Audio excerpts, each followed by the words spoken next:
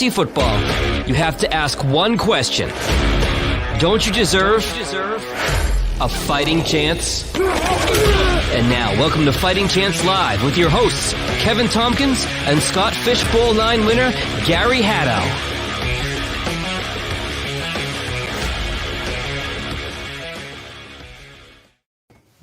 Good evening, everybody, and welcome into Fighting Chance Live. I'm Kevin Tompkins, and your eyes do not deceive you. Gary Haddow is not with us tonight.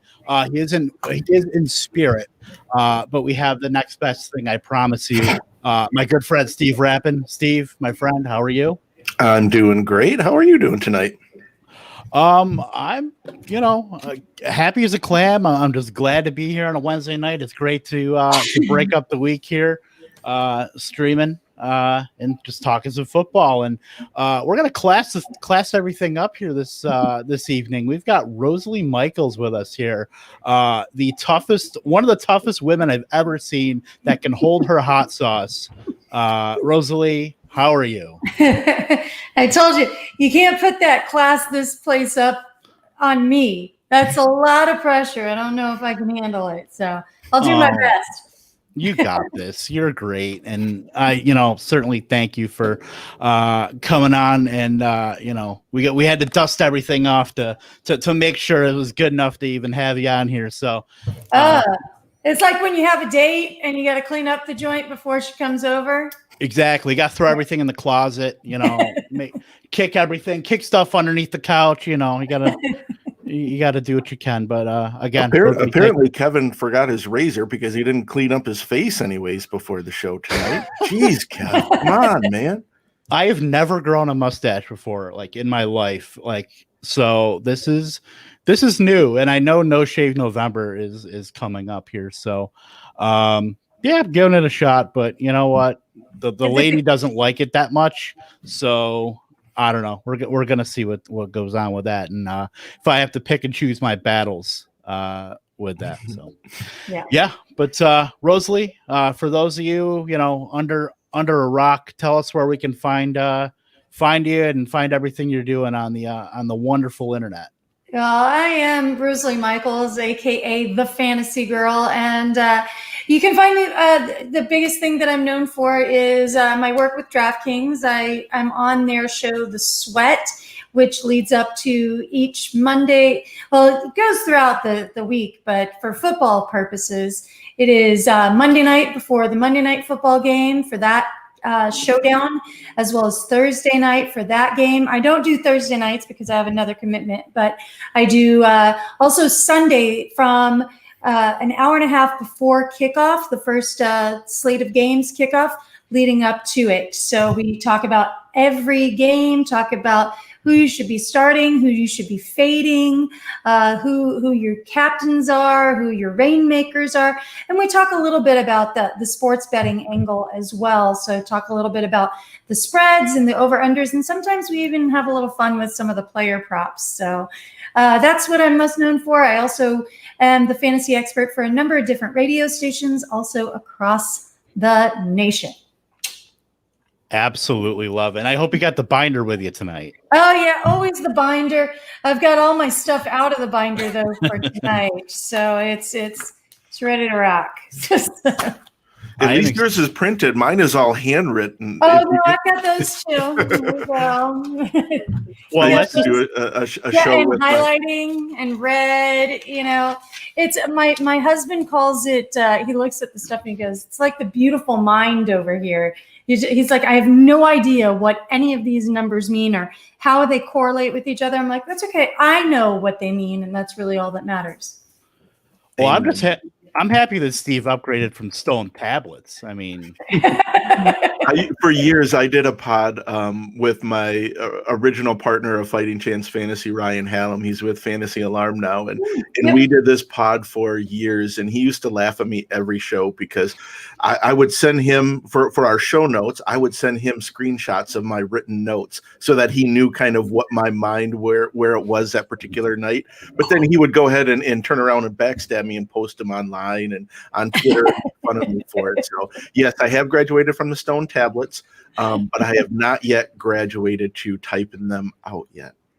You need an intern for that, so that might be the next step. There we go. Maybe since Gary, if he misses another show, I'll make him be my intern. Yeah, maybe. I've been trying that for the past 6 months, and it's hasn't worked out yet. I mean, I'm still taking a back seat behind, his wife. So, I mean, she, I'm not going to step on that. But Gary, miss you, buddy, and we'll see you on Sunday, hopefully. Let's jump into this slate here because let's just say first off, it's going to be the Wild West here going forward with, now we've got Titan Gate with Ryan Tannehill potentially leading Tennessee Titans in workouts, outside of protocol. And wow. And Raider, we had a Raider test positive, and then Stephon Gilmore, and it's just we're going to be flying by the seat of our pants here. So well, don't forget that a head coach was fired this week as well. Yeah, that's which would be the biggest news in any just normal week. But that's probably only the 8,000th news item of the week. I'm not going to hijack the conversation, but as a Detroit Lions fan, I'm going to say it was the wrong head coach that was fired this week. So I will just leave it at that. We will move on. Yeah. Well. It was funny. So you're a Detroit Lions fan. Mm-hmm. I heard something this week that made me just crack up, and somebody called him Fatty Matty Patty. I have never heard that, but the only thing that could make that better is if you can include that stupid pencil that he's got in his ear somehow into it. But that would be the only way that you could improve upon that. I will remember that, though. That is absolutely fantastic. I've never even heard that. I wish I could credit somebody with that. I don't even remember where I heard it from, but it was fantastic. I mean, as a Packer fan, now I got that in the bank now to use. Patty, Matty, Patty. Maybe we'll see how long we can use it, because Patricia could be next. What? I mean, that's wild. But let's go to the Thursday night game here, Tampa at Chicago. So we do know we won't have Chris Godwin. We won't have OJ Howard with Achilles injury. He will be done for the year. So right now we're looking at Rob Gronkowski. He really hasn't done much but block in the last few weeks, really the whole season. So has he? We'll go to Rosalie first. Do you think he's getting back into everybody's conscience here as maybe a tight end option at a thin position? Hey, sorry about that. I don't know if you guys can hear that, but apparently my dog is really upset that there's no Chris Godwin this week again. She's really mad. She's a huge Chris Godwin fan. Has him on her fantasy team, so she's pretty upset about that. So sorry, Abby. It's okay. It's all right. He'll be back eventually. Eventually. Fingers crossed. Yeah. It is. You look at it, and it is kind of interesting to see that. The week before last against Denver, we did see Gronk get more involved in the game. Yep. But when you look at the fact that the Bears have at most given up one passing touchdown per game, at most. But the good news is they've all gone to the tight ends. So that speaks pretty well to Gronk, and the fact that there's no Godwin, the fact that there's no OJ Howard, there's no Leonard Fournette either. Mm-hmm. I don't hate the touchdown dart throw at Gronk, depending on what else you've got going on. Am I starting him over somebody, like a Jonnu Smith? No, but in DFS, probably could take a look at him. He's probably going to be pretty cheap, although my experience is Gronk tends to stay a little higher than some of the other tight ends, even though he hadn't been getting a lot of action. So, but I'd take a look at him. Yeah, I mean, I absolutely don't mind Gronk. I think he's a pretty good flyer now with Howard being done for the season. We were looking at attrition pretty much in that Buccaneers passing game with, Evans has been hurt too. Scotty Miller's been on the injury report popping up. So Gronk might be the most healthy option there among all those pass catchers. And then we can't forget about Ronald Jones too. But I mean, Yeah. This might be the time to fire up your Gronks. What do you think, Steve? I think he's a borderline tight end one this week. I mean, I'm not in love with him.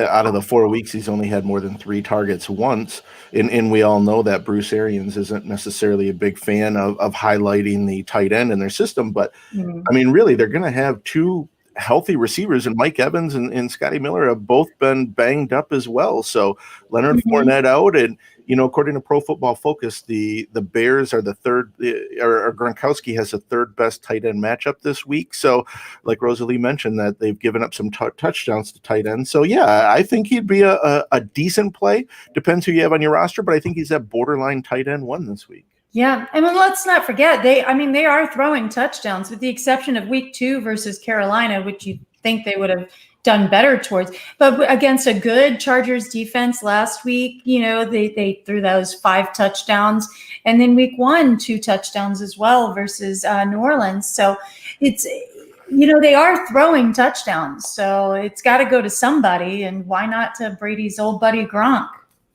Right, exactly, and we all want to talk about Tom Brady's got to adjust being in Tampa, but he has 3 top 12 finishes this year, outside of week 2. So, I mean, I think we're maybe jumping the gun a little bit on Tom Brady. I mean, he threw 5 touchdowns last week, so quarterback it was 2. A slow start. Start to that game. I have him on a fantasy team, and I was like, oh, come on! I have him and Cam in one of my leagues. And so every week that the first couple of weeks I started Brady, and he wasn't awesome, and then and not Cam. And then when I started Cam in week 3, then he wasn't awesome, but Brady was. And I'm like, oh, come on. But thankfully I had to start him last week, and it was painful in that early part of the game, though. Yeah, absolutely. And let's go over to the other side here with Chicago. So, I will also mention too, in the first game without Tariq Cohen, David Montgomery was on the field for 86% of the Bears snaps, and getting a lot of target distribution from Nick Foles.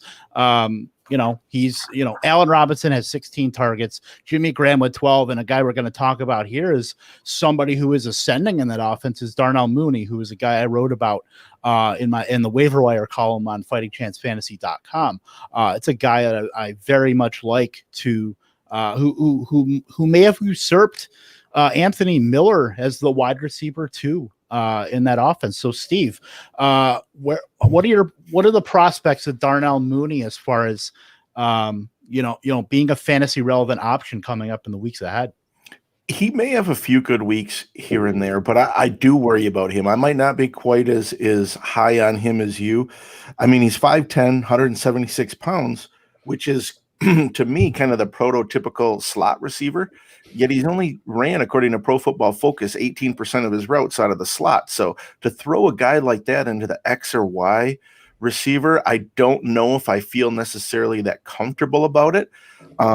They may do some 3 receiver sets and have Anthony Miller out there on the field at the same time. So I think there could be that potential week where Mooney has a decent game, another one where maybe they try to get Anthony Miller back involved with it. And of course, we've already seen through the short time that Nick Foles and Allen Robinson have been on the field together that it looks like he's going to see a ton of targets. So I might not be as high as you. Maybe it's stereotypical because I don't like his size in the position that he plays in regards to that size, but I think he definitely, depending on the matchup, I think he could have some good weeks. I just don't know if this week is a week that I would trust him as of yet till I see more.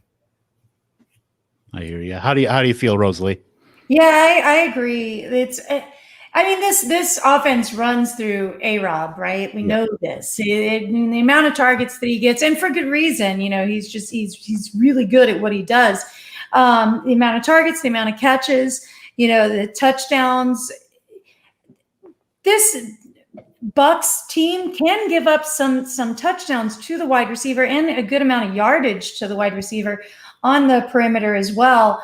The problem that I have is the fact that the Chicago offense is just so bad. There's just not enough productivity to go around. They're 27th in terms of DVOA as far as their offense is concerned.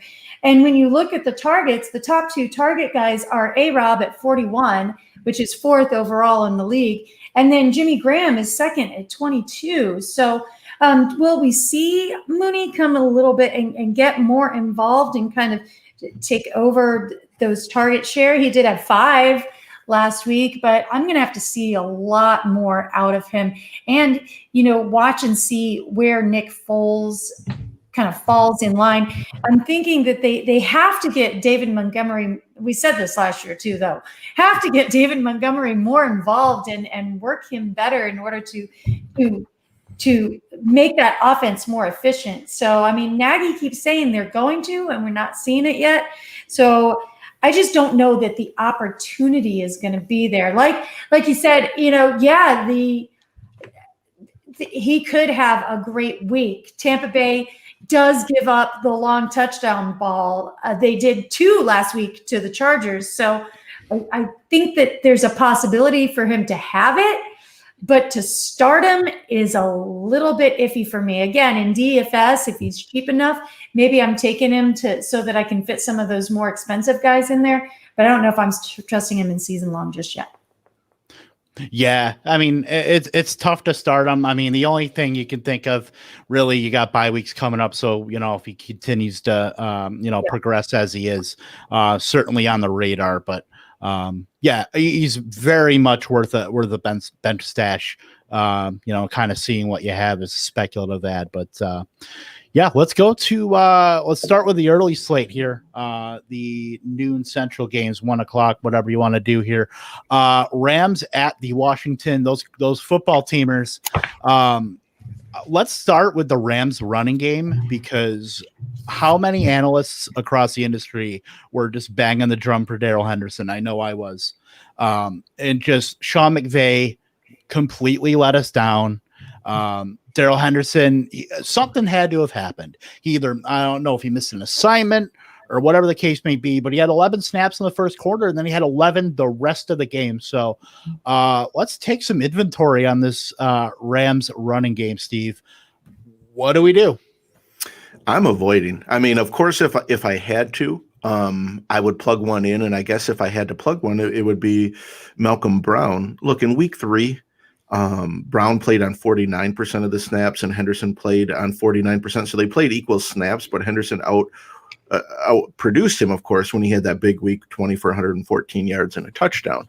However, like you said, something must have happened, because from an equal split, it went from 61% to Malcolm Brown to 39% snap share for Darrell Henderson last week. Malcolm Brown is getting the targets as well. So 6 targets last week compared to only 1. So Brown's is kind of in the lead with snap share. He's in the lead with targets in the receiving game. And look, this week, there's a chance that Cam Akers could come back. And if he does, the only really body of work that we have to look at is week 1.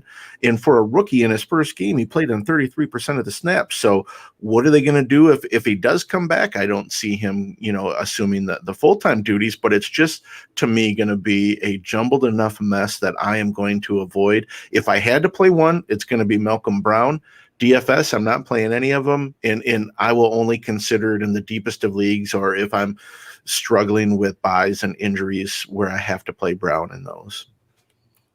Yep, agreed. What do you think, Rosalie?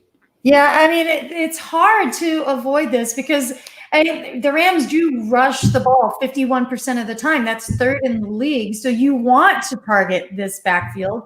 You want to target them quite a bit. And then when you see, what Nick Chubb did to them, to Washington, there is opportunity there. But again, like you guys have been saying, I think that what we're going to see out of the Rams moving forward with Cam coming back too, Cam Akers coming back, you have to be careful which Cam you're talking about. With Cam Akers coming back, it's going to be a hot hand situation in LA. And until somebody kind of takes the reins, I'm avoiding it just like you guys are. Do you guys think, just real quickly, do you guys think that, let's just say a month or 2 months from now, their bye week is in week 9, so week 10. Do you think Cam Akers will be the lead guy then? Or do you think it will still be a mess come up, down the road for your playoff run. Is Cam Akers a buy low is what I'm saying. Do you think he'll take over this backfield? I mean, they drafted him. I know a lot of people, like you said, you were banging the Darrell Henderson drum. I was not. I was banging the Cam Akers drum because I like him. I like what he does, but also, they wouldn't have drafted him if they liked what they saw in Darrell Henderson. So I was banging that drum. Again, with what happened this past week, who knows what that was about, but it was about something. There's something there. You don't drop off like that for no reason. So, I'm wondering if they, even if it comes down to it, they probably are going to keep Malcolm Brown involved in the game. That's what we're seeing week to week. He was the lead guy in week 1. He just kicked booty in week 1. But after that, it was 11 rushes, 7 rushes, 9 rushes, and 5 grabs, 5 receptions. So they're going to keep Malcolm Brown no matter what involved in the game. So I think that limits the upside for whoever that early down back is. Yep. Yeah. And it's tough, if we're looking ahead to the bye week. I mean, Cam Akers is a guy you were taking in, the maybe late 5th into the 6th and sometimes in the 7th if you got lucky to snag him just based on the hype alone. So, I mean, you're really hoping that, Cam Akers can come in and just when he's healthy and be that guy. But geez, it's really, really hard to put your chips down on anybody, at least right now, based on what McVay is doing, just interchanging running backs. So I really can't put my chips on anybody, but we'll see. There's a lot of weeks left in the season. Maybe he goes more Malcolm Brown next week. And then once Akers is healthy, he goes to him. And then, geez, flip a coin, spin a wheel. I mean, that's basically where we're at right now. I think this week, though, you have to trust Malcolm Brown. When you look at the Washington, again, and we do have a situation where we have games that may not be played. We have, 2 teams on a bye. Yeah. Aaron Jones is on a bye. Adrian Peterson is on a bye. So there are gonna be people that need to replace that spot. Malcolm Brown's not a bad choice. When you look at Washington, they let up, 2 rushing touchdowns to Nick Chubb and then a passing touchdown to Kareem Hunt in that same week 3. So if you're going to take a flyer, I don't hate Malcolm Brown in a flex type of position, or if you're desperate for a running back, but it's not pretty. It's just not pretty. No, it's never pretty, but we do what we can, certainly with like you said, the Rams are just absolutely running the wheels off, and it would be really great if we could really just cement one guy or maybe another guy for PPR purposes. But I mean, Malcolm Brown is probably the best option right now, but I just don't love it. So, but you don't like it. I don't. How can you? But with guys out and buys, I mean, you can only do what you can do. Yeah. On the flip side for the football team, so now we know Kyle Allen will be in at quarterback, replacing Dwayne Haskins. So, Steve, what do you think about Kyle Allen in this offense? Is there anybody you're fading? Is there anybody you're excited about with Kyle Allen now at quarterback? Well, let's be honest. Terry McLaurin, I think, regardless of quarterback, has earned the right to be in your lineup every week. I don't think you're going to bench him at all. He's the PPR wide receiver 10 right now. And it honestly, is Kyle Allen going to be much worse than Dwayne Haskins? Maybe a little bit, but he was able to support DJ Moore being a stud last year as well. So don't get me wrong, I am a little bit concerned about Kyle Allen. Last season, and in the 12 games that he started, he threw 17 touchdowns compared to 16 interceptions. So I don't think he's going to be the answer. Don't get me wrong, but it's a questionable move. I'm not necessarily sure if I would have made the same move if I was Ron Rivera, benching Haskins and what this does to his psyche. But you know what? He did it. All we can do is go with it. I don't love Allen. I don't think it hurts the value of Terry McLaurin and really the secondary receivers. Sims has been banged up, and there's really no one else. I think, Logan Thomas will still have some value as well, but I don't think he really hurts the value of anyone on that team. No, I don't think he hurts anybody. But one guy that we didn't mention was Antonio Gibson. The receiving aspect of his game, which we started to see last week. So Rosalie, I mean, what do you think about Kyle Allen? Do you think that's going to boost up Antonio Gibson's profile, at least from a receiving standpoint? Yeah, I mean, what we have been seeing throughout the season, I was talking about banging the drum. I was absolutely banging the Gibson drum coming into the season. I know that Rivera really likes him. He likens him to CMC, which is a huge compliment. I don't think he's there yet, but, maybe we can see it. But we've seen throughout the season, we see him getting a bit more usage. So I really like that. And of course, with a new quarterback at the helm, the fact that he is a pass catching back is going to work to his advantage. And then when you're looking at the red zone, they're super RB heavy in those red zone touches, 25 to the RBs, which again, it seems like, Gibson is becoming, we still see McKissick getting, the targets. He had 7 catches last week. So he is still getting the targets, but, it's Gibson who is the lion's share there. Yeah, but 25 for RBs as opposed to 8 for wide receivers, 6 for tight ends. And then when you look at the overall target share, that's obviously very wide receiver heavy and very much so Terry McLaurin. So he's going to be of use. And Logan Thomas, I really thought we'd get a little bit more out of him, especially Baltimore gives up a good amount of fantasy points to the tight end position. So I thought we'd get some out of him last week. But he's just kind of, other than week 1, been mediocre. He got in the end zone week 1, so that really helped him. But other than that, he's been kind of quiet. I mean, he's getting some receptions, but not really being the guy that I thought he could be. So I'm in pause mode on Logan Thomas at the moment. Yeah, Logan Thomas is tough because that's a guy, I actually have played him in DFS quite a bit. He just has a super low price tag, and everything else is there. The usage, his routes run. It's just we haven't seen it turn into actual on-field production, which at this point, you can only, plug him in so many times before now he's got a stink on him a little bit. But, this is going to be the time where everybody's sick of him, and then he goes in a GPP at like 3% ownership and then just blows up. So, well, here again, though, here's another game where, I mean, you look at the amount of passing touchdowns that the Rams have given up. They've given up 1 to a running back, 1 to a wide receiver, only 1 to the wide receiver position, 3 to the tight end position. So again, this could be a good opportunity for Logan Thomas, but we didn't see him capitalize on it last week. We'll see if he does this week.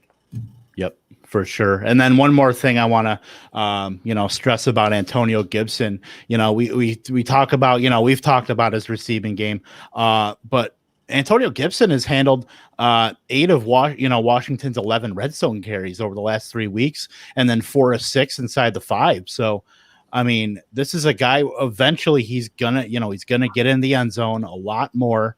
We're seeing him featured there, so he's really taking a stranglehold of this backfield, despite J.D. McKissick still, just kind of hanging around and being that, I guess, a kind of Malcolm Brown, where he's just kind of hanging around and, is semi-relevant. But, I mean, if you got to doing his usual thing, he's McKissicking. The only thing I can guess is that he's better at pass protection, and we know how coaches just love pass protection because he actually played more snaps than Antonio Brown last week, 39 to 31. So I have a feeling that he's a good pass protector, but we all know that Antonio Brown is the better fantasy player, and of course the guy that they should feature. Might give us a few gray hairs every week, but hey, that's all right. It happens. And when you say Antonio Brown, you mean Antonio Gibson. Antonio Gibson. Sorry about that. It's an easy thing to do. I may mention Antonio Brown later, depending on how far we get. I have his name actually in our notes, so we'll see if it gets to that. At least he didn't say Antonio Bryant. That would have been a deep cut there. Yeah, there we go. Oh my Lord. Let's go into this game, which I'm not gonna lie, I'm not sure if this game gets played. We're Buffalo at Tennessee. You know, that's I don't think anything has come out yet, but I mean, it's looking like there's no way this game could be played. But let's just talk about what Devin Singletary has done to pretty much Zach Moss has been hurt, but he's looked pretty good, and he scored a goal line touchdown. I mean, it's 2020 when Mr. Between the 20s, Devin Singletary is scoring a goal line touchdown. So props to him. But that Buffalo offense is just absolutely fantastic. Yeah. He must have given Josh Allen some a gift or something. He must have been like, can I just have one? Just one. Maybe just one. I can do it, Coach. I promise. I mean, come on, just put me in. I don't think it's a coach thing. I think it's a Josh Allen thing. Yeah, all right, kid. Just take one. Take one. But I mean, I don't think this game gets played. Honestly, I don't think we really need to talk about it too much here. We'll see what happens. But let's go over to Eagles at Steelers here. So. Miles Sanders has looked pretty good. You're starting Zach Ertz, even though he's had some bumps in the road. But I mean, the Eagles offense has just looked absolutely atrocious. We've seen Carson Wentz, with the same kind of cast of characters last year, prop everybody else up en route to a playoff run. He's not doing that this year. Carson Wentz is pretty much droppable at this point for me. So Rosalie, we might be getting Alshon Jeffrey back in the next couple of weeks. Does that do anything to change your mind about the Eagles offense here? It doesn't about Carson Wentz. The problem with Carson Wentz is not the receivers. I mean, granted, he's losing a lot in injury, but when they're in there, they are good receivers. Deshaun Jackson is a good receiver. Greg Ward is a good receiver. He's got Miles Sanders can catch the ball out of the backfield. He's got great tight ends who can catch the ball. But here's Carson Wentz has had at least one interception in every game, but two in the first three games. So he's not throwing the ball well. It's Carson Wentz is having some kind of, how they say in baseball, you get the yips or something. Does he have the yips? is there something? He had a baby. Is he not getting sleep? What's happening there? Because Carson Wentz is a good quarterback, right? We've known him as a good quarterback, that he has, like you said, propped everybody else up. But for some reason this year, he's having some serious issues, and he's taken all of the Philadelphia offense with him. Yep. I think it's a matter of injuries on the offensive line. They're playing fifth and sixth string wide receivers. I mean, the cupboard has been bare for Carson Wentz. So while granted he hasn't been playing well, and I don't know if that necessarily changes this season or not. I don't necessarily blame Wentz, and maybe in Dynasty that makes him a buy low. Quarterback right now, especially in a superflex league where quarterback value is a little bit more important, because I think he will be better than what we see this year. With that said, he's just hard to trust on a weekly basis in redraft leagues this year, and even in DFS until they get more health. If Deshaun Jackson comes back, I don't even necessarily like Alshon Jeffrey when he's healthy, but when he comes back, he at least has some weapons to throw to rather than what he has right now. Yeah. I mean, we did see, everybody looks at the Steelers defense, and the Steelers defense is good. They're really good. They're doing well. But, we saw the Giants be able to put up 2 passing touchdowns. Darius Slayton had a great game against them. So if Carson Wentz could get one of these guys going, and then we saw Randall Cobb go for 95 yards and a touchdown in week 3. We didn't have a game from these guys last week. So there is possibility there in all 3 games, they gave up 2 passing touchdowns. And but they did also intercept the ball a lot in each of those games. So I think we can expect more Carson Wentz interceptions this week. But I think we might be able to get some touchdowns out of him as well. Yeah, fingers crossed. And I am contractually obligated, being in Fargo, North Dakota, to not slander Carson Wentz. So I'm just looking out my window because I'm waiting for things to come through it if I say anything bad about him. But yeah, let's go. So I don't want to get anything thrown through my nice window here. Yep. Let's go over to the Steelers. So we're going to be starting our studs. I mean, there's no question about that here. But Eric Ebron is somebody that's kind of been lying in the weeds, this season so far. But we know the deficiency that the Eagles have had, certainly in the safety group and in the linebacker group. So this could be a nice spot here for Eric Ebron to kind of reclaim some value. What do you think, Steve? Well, let me say this. Usually the beginning of the week, I set my DraftKings, Rosalie, my DraftKings Millie Maker lineup. I usually only do one. But anyways, for tight end, I put in Eric Ebron this week. Mm-hmm. And so he is my play. I think he's going to go relatively low owned. I'm not going to say he's going to be really low owned. I think there will be some sharps on him as well. But look, Philadelphia against the tight end, week 1. Logan Thomas 4 for 31 with a score on 8 targets. Week 2, Higbee scored 3 touchdowns on him. Now week 3 against Cincinnati, they did shut down the tight end.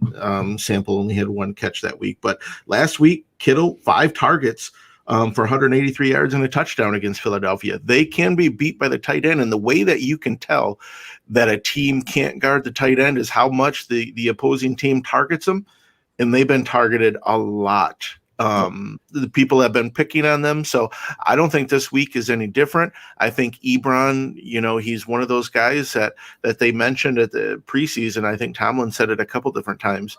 They want to make sure to get him involved in the offense. So I love Eric Ebron as a sneaky play this week.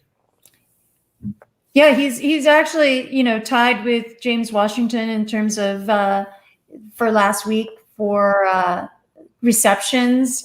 Vance McDonald might be kind of sneaky too if you're talking DFS, because each of these guys, each of the tight ends have gotten more and more receptions as we've moved on. So Ebron's obviously the highlight there, but Vance McDonald could be a really cheap dart throw for you as well. Steve already talked about the fact that, all the touchdowns. I said earlier in couple of weeks ago, I'm like, Philadelphia is just trash against the tight end position. They absolutely are. But meanwhile, on the wide receiver side, the only wide receiver to score a touchdown against him is T. Higgins, and he scored 2 in that same week. So every other wide receiver, including Terry McLaurin, including Brandon Ayuk and Deebo Samuel, and the Cincinnati receivers as well, other than T. Higgins, and the LA Rams receivers, those really good, Cooper Kupp, Robert Woods, we're not able to score touchdowns on them. And the running backs as well, no running back touchdowns, pass touchdowns. So the tight end for that Philadelphia Eagles is definitely somebody that, against that Philadelphia Eagles team, is definitely somebody that I'm looking to target and get into my lineup. Yep. Can't do any worse than my Adam Troutman play from last week. Nice goose egg there, but yeah. Well, talking about Ebron, he's certainly a guy that, like I said, he's been under the radar, and I think and Vance McDonald too, he certainly finds his way, kind of a very Rip Van Winkle option there, really, really deep, but certainly cheap enough to profit in DFS. And yeah, I mean, certainly we know, obviously, Juju Smith-Schuster. And another thing with him, too, he is facing Nickel Roby-Coleman, who's allowed the 3rd highest passer rating, from cornerbacks covering the slot. So that could be a nice get-right spot for Juju as well. Deontay Johnson cleared protocol and, should be just fine, even though he is going up against Darius Slay. So, Pittsburgh Steelers, you're starting your studs no matter what here thing. And then, Eric Ebron, certainly a sleeper option there at tight end. So moving on here, let's go to the Cardinals and the Jets. if Kenyon Drake can't get it right this week, I mean, yeah, that's as a guy who I had Kenny Drake as my RB6, was really high on him for his receiving, prospects, and I believe he only has 5 targets so far. 5 catches so far. Yeah, 5 catches so far, but still, I mean, just an absolute, just miserable start for a Kenny Drake, fantasy manager. So, Rosalie, I mean, this week has to be a Drake week, right? Yeah, but didn't we think that week last week? We did. It was Carolina. Who do you target for RBs in this league? Carolina. Carolina defense. And it was pitiful. 13 for 35. 13 for 35. Now, did the game script get out of hand? Yeah, it did. I'm in Arizona. I'm a Phoenix girl. So this hits close to home. Carolina got up on them pretty quickly. They got game scripted out. Kyler Murray wasn't awesome. I mean, three passing touchdowns, but not for a lot of yards. So right. It was not, at least he didn't throw the interceptions that he did the week before. So that was helpful. But yeah, it's a little iffy there with Drake because Edmonds is just more and more looking like the back to own, particularly because of the pass catching. But, when you look at the Jets, it's not the pass catching backs that do really well against them. It is the running backs. Melvin Gordon, we just saw go for 2 touchdowns and 107 yards. Yep. And then both Raheem Mostert and Jerick McKinnon in week 2 were able to put up a touchdown each and some nice yardage as well. So I think it has to be. I think if Drake doesn't get it done this week, because they shouldn't be playing from behind on this. The Jets can't get anything done. I mean, they've got Flacco starting this week, so yep. It's so if the Cardinals can't get right here with Drake's especially, I'm a little worried about them. Yep. What do you think, Steve? What's amazing to me is you mentioned if he can't get it going this week, but the Jets are 23rd against the run as far as yards given up in rush defense. Other than their week 1 matchup against San Francisco, they played Washington, who's 22nd against the run, Detroit, who's 30th against the run, and Carolina, who's 24th against the run. And so he's had great matchups the last 3 weeks, but yet he hasn't performed. And what amazes me is I don't know what Cliff Kingsbury necessarily is seeing, because even though his production in when you watch them, you can tell that Chase Edmonds, at least from the naked eye, I'm not an NFL scout, I'll admit that, but he looks like the more explosive back, the more productive back, the one that would get more production if you gave him the time. But yet, if you look at their snap share from week 1, it's been from Kenyon Drake has been 71% to 34 for Edmonds, 65 to 35, 68 to 32, 65% to 37. He hasn't dropped in snap share. They haven't made any adjustments from their game plan, even though that Kenyon Drake hasn't been as productive. So maybe they're still holding out hope that he is their guy. It will be interesting to see, because the Jets have given up the 6 rushing touchdowns on the season. Only the Raiders, Miami, and Carolina have given up more. So if he can't score this week, from my point of view, it should be the Chase Edmonds show. But I don't know what Cliff Kingsbury is seeing.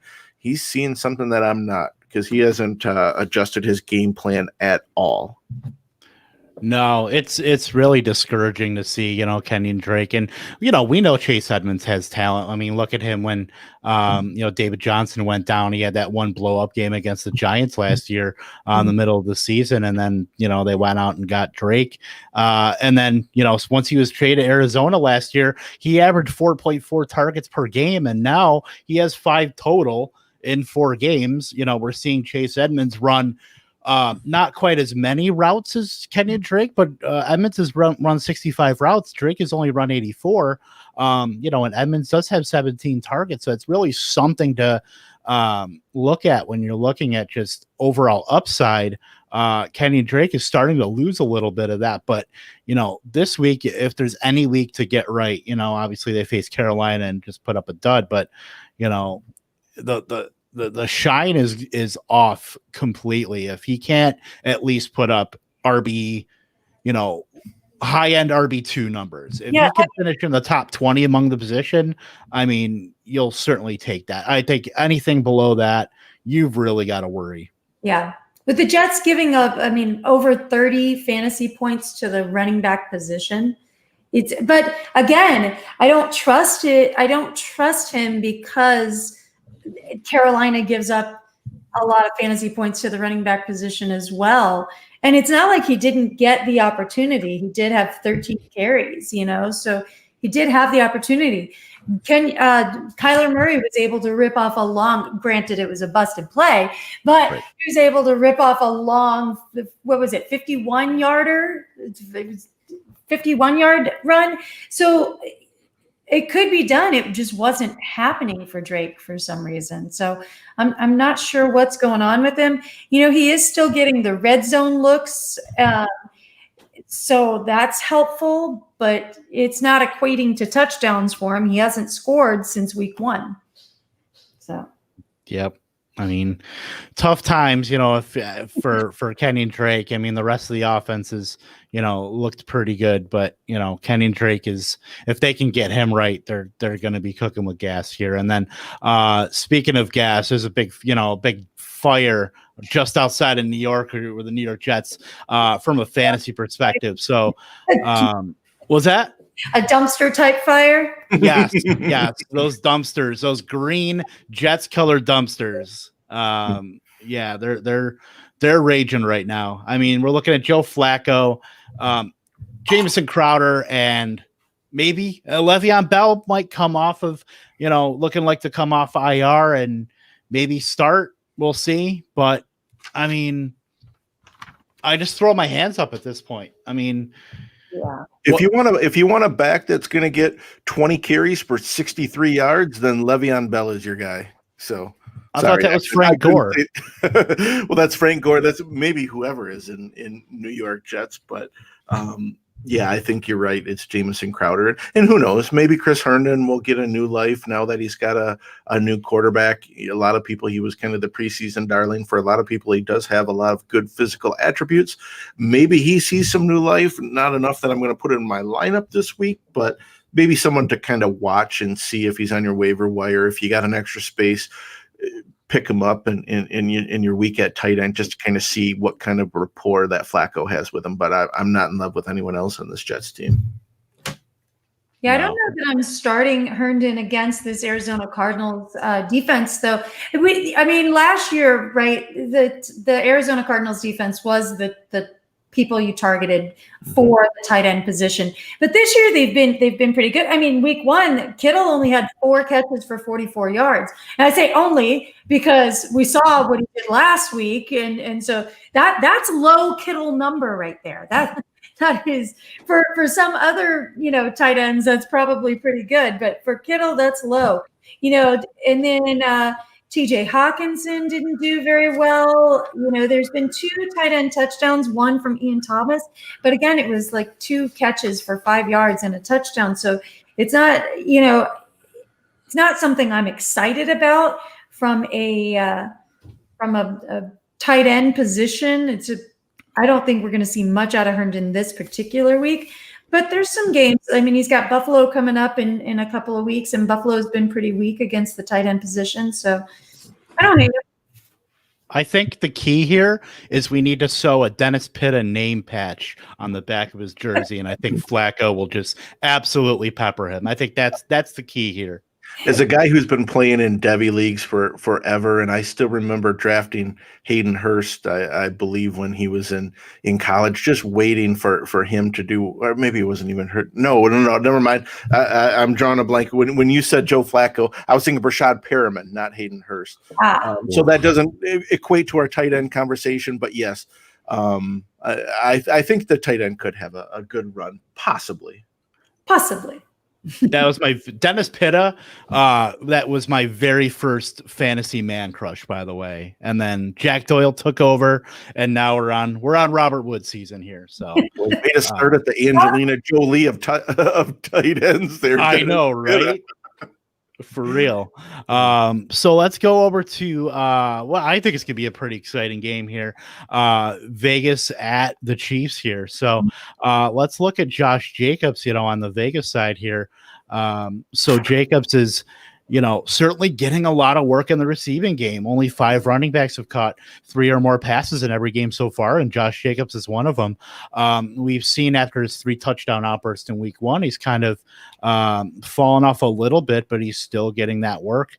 So Josh Jacobs in the middle of that Kansas City defense, which has been, pretty solid. Josh Jacobs has got to be that kind of linchpin for Vegas if they're gonna pull an upset in Arrowhead. You think, Rosalie? I think this is going to be a tough game for Josh Jacobs, and I love Josh Jacobs. I have him on every fantasy team I could get him on. I got him on this year because I knew that this was going to be a good year for him, and it did. It started out fantastic, right? But this is a tough game versus the Chiefs with the running backs. They've given up 0 passing touchdowns to the running back position and only 1 rushing touchdown, and that was in week 1 to David Johnson. So it's not, and they've had 1 100-yard game. Last week, Damian Harris was able to rush for 100 yards, but it's been pretty slow go in that Kansas City Chiefs running defense. So I'm not expecting a lot out of him. I think this needs to be, in order for the Raiders to stay in it with Kansas City, they have to get Waller involved even more. Waller's been fantastic. He's the 4th overall. He's had 7 red zone targets. Josh Jacobs, 16 red zone touches. So we still have that upside to him. So if I have him on my team, am I starting him? Absolutely. Am I starting him in DFS? Probably not. He's probably going to be a little bit higher than somebody who has a little bit higher upside that's going to be cheaper. But I love Josh Jacobs. I know that they are going to continue to keep him involved. Derek Carr has actually looked pretty good. So yeah, he's managing the game really, really well. Las Vegas's offense is clicking this year. Their defense isn't, but their offense is clicking. So I'm keeping them all on my radar. Renfro has been interesting, but when you look at the target breakdown, it's 55 to wide receivers, 48 to the tight end position, 40 of those are Waller. So, those are the guys I'm going for. I know you could probably throw a dart throw at some of the other receivers that they have there, but those are the guys I've got my eyes on. Yeah, absolutely. I think, guy certainly worth keeping an eye on who's looked pretty good since coming over to Vegas is Nelson Aguilar. That's certainly a guy to at least keep an eye on if those rookie wide receivers are going to be out, any longer. He's certainly a guy that could be on the radar as we start getting into bye weeks here. So on the other side, with the Chiefs, we've seen Mecole Hardman. I believe he scored in the last 2 games. He's starting to out-snap Demarcus Robinson now. It's something, we know the talent of Mecole Hardman. We know the speed. It certainly plays, but now he's starting to assert himself a little bit here and get used creatively. So while, he's probably 4th or 5th in that target hierarchy, Steve, what do you think about Hardman as a flex option as we get into these bye weeks here? As we get into bye week, sure. If you're forced to plug someone in, if you're going to play a flex, you're going to want to play a team that scores the most points in the NFL. And so that's one of the things that I look at in DFS is, the highest projected point totals for the team totals.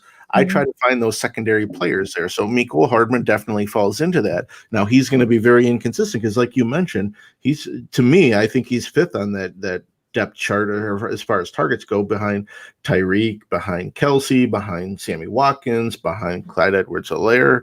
He's not going to be a consistent play. But sure, on any given week, I don't necessarily like him this week because I think it could be either 13-point favorites. I think they're going to get out to a big lead, and maybe they don't pass quite as much this week and rely on Edwards-Helaire because Vegas is not good against the run at all. And one thing that I'm discouraged about is some leagues have different scoring and give you points based on punt returns and kick returns. And if you're in one of those leagues, you got to be kind of disappointed. I know the Drafting with Giants, the Andy Singleton tournament that we're in, gives points for that. And he's only had 2 punt returns and 3 kick returns on the year. So through 4 games, that's not necessarily what you're looking for, where that some of his value goes. So while I don't love him on a weekly basis, sure, I'd throw him in if I had to on a flex when you're dealing with bye weeks and injuries and so on. Yep, for sure. Yeah, so let's obviously Chiefs were starting all our studs here. So let's go over to another interesting game for many reasons. Jaguars at Texans. We know James Robinson has pretty much been the waiver wire darling so far. Turning into basically an RB1 as we're looking at it. And with James Robinson, he's handled 84% of the Jaguars backfield touches. There's only 3 guys, Derrick Henry, Zeke Elliott, and Joe Mixon, who have seen higher shares of the backfield work on their respective teams. So Rosalie, James Robinson, is he an RB1 for you? Absolutely. Yeah. I picked him up in a number of leagues. Love this guy. They're using him correctly. We have to remember, this is the reason they got rid of Leonard Fournette. What they saw with James Robinson is the reason they felt confident in letting Leonard Fournette go. And you know what? He's showing that he's worth it. Undrafted, completely undrafted guy, right? And just comes in. This is the things that Disney movies are made out of. So I love him, and this week versus the Texans, they need to take some pressure off of Minshew. Minshew's been throwing the ball a good amount. He had 351 yards last week. He's got 2 games now over 300 yards. So he's throwing the ball quite a bit, but take some pressure off of him. Let him, let this guy take hold of that backfield. We've seen, look at all the running backs we saw completely tear up. Clyde Edwards-Helaire, week 1, 138 and a touchdown. James Conner, week 3, 109 and a touchdown. Dalvin Cook, week 4, last week, 130 and 2 touchdowns. And Alexander Mattison got a touchdown too. So It's vultured one of those. So this could be a huge week. I'm calling that James Robinson will be the RB1 this week. I like it. That's saucy, and I like it. Steve, so where are you as far as the Houston fantasy options now? Since Bill O'Brien, we know, was fired after, I believe, a couple hours after he said he was going to be taking over play call duties, which clearly somebody didn't like that. Al McNair didn't like that. So, we've seen in the past where guys are gonna, play for the interim head coach, and they usually, will put up just an absolute absurd number of points and, look like they're the Super Bowl favorites, only to kind of tank off. We've got pieces in this offense, obviously Deshaun Watson. We've got Will Fuller. We've got, the guy in the milk carton, Brandon Cooks. We've got pieces on this offense. What do we do with Houston right now, knowing that Bill O'Brien's gone? Install a defensive-minded coach in Romeo Crennel. Let's take some inventory. To me, I'm actually going to try to buy low on Deshaun Watson because I'm trying to put myself in Romeo Crennel's head, and I haven't seen who's going to be calling plays yet, but whoever it is, if you want to succeed, you need to rely on Deshaun Watson and put him in the best spot possible to produce. And so I just read a report today that I don't know if it was necessarily the play calling thing that cost Bill O'Brien his job, but apparently he got into an argument with J.J. Watt that caused some disagreement. There was a source that spoke with several people or players within the locker room and said, have you lost interest or lost confidence in your head coach? And unanimously they said yes. So to me, this is a team that has been very unhappy. Hopefully they are rejuvenated now that the head coach is gone, the cancer in the locker room, if that's what it was, according to this report. And I think this is going to be a chance for Deshaun Watson to shine. I think they're going to put him every chance to succeed. So I think this is going to be a big week for Deshaun Watson, Will Fuller. And I do think Brandon Cooks gets back on track too, because I mean, look, he's a great wide receiver. Maybe not great. That's maybe overstating it a little bit. Very good wide receiver. And if you want to win, you have to include him in your game plan. You're not going to include 65-year-old Randall Cobb. Don't get me wrong, you're still going to include him, but you're not going to feature him like you should Brandon Cooks and Will Fuller. So that's my thoughts. I think you're going to see a rejuvenated Houston Texans offense this week and going forward. Yep, I agree. I mean, I think we're going to start seeing some some Houston Texans here get a little bit of love here. Will Fuller, this could be a really big week for him. This could be one of those blow up weeks. I mean, we've seen him in healthy games so far: 8 for 112, 4 for 54 and a touchdown, 6 for 108 and a touchdown. So, this Will Fuller, if he's healthy, you got to put him in your lineup, and this could be a spot where he could win you a week. So, really every week, but. I guess Jacksonville, yeah, absolutely throw them in. So the next game we have on our docket, we have Cincinnati at Baltimore. Rosalie, Joe Burrow. He's a set and forget guy now, right? I mean, we're looking at those string of 300-yard games. Yeah, he's going up at Baltimore, probably his toughest test, but I mean, Joe Burrow has passed every test from, at least from what I've seen so far. He looks like he's been playing in the league for 6-7 years. Yeah, I like Joe Burrow. I mean, it depends on in 2 QB leagues. Yeah, I'm starting him in 2 QB leagues just because, like you said, the past 3 weeks, he's been really on fire as far as not a lot of touchdowns except for that week 2, but the yardage is definitely there. And Baltimore, when you're looking at them, they're an interesting nut to crack. We did see Patrick Mahomes, but that's Patrick Mahomes, be able to really score up on him. Deshaun Watson was 1 touchdown, 275 yards. Dwayne Haskins, though, was able to put up 314 yards. So 0 touchdowns, but 0 interceptions. So I think that if Dwayne Haskins can do that, we can definitely expect something like that out of Joe Burrow too. And I think that he's spreading the ball around to his wide receivers pretty well. He's using them. And when he had Uzoma in there too, he's getting Sample involved again too. But with Uzoma, he really kind of had a connection that I really liked. Yeah. So we'll see. It's the Mixon thing that is going to throw people off this week. I think they're going to go after Mixon again after his big game, and I'm going to say, don't be fooled. Do not be fooled. It's fool's gold there with Mixon. Before that, he was averaging about 9 fantasy points per game. Before that. So don't get so excited that they did well against Jacksonville. As I said, Jacksonville is not good against the run.